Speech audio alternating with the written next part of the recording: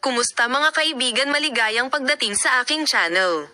Ang sikat na aktres na si Enjan Accurek ay huminga ng isang komportableng hininga mula sa anino ng mga kaganapan na hindi pa matapos sa kanya ng mahabang panahon. Matapos ang walang katapusang mga debate at krisis sa mga dating mahilig, ang itim na ulap sa Enjan Accurek ay nagkalat.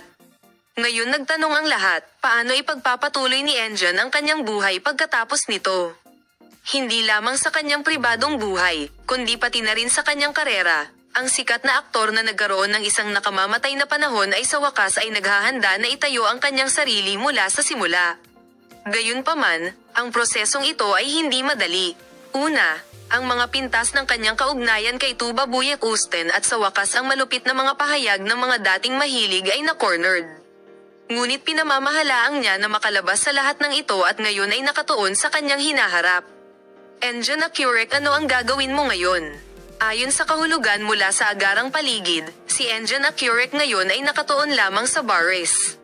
Gayunpaman, ang lahat sa mundo ng magazine ay mabilis na nagbabago at ang bawat hakbang na kinuha ng sikat na aktor ay nagpukaw ng malaking epekto.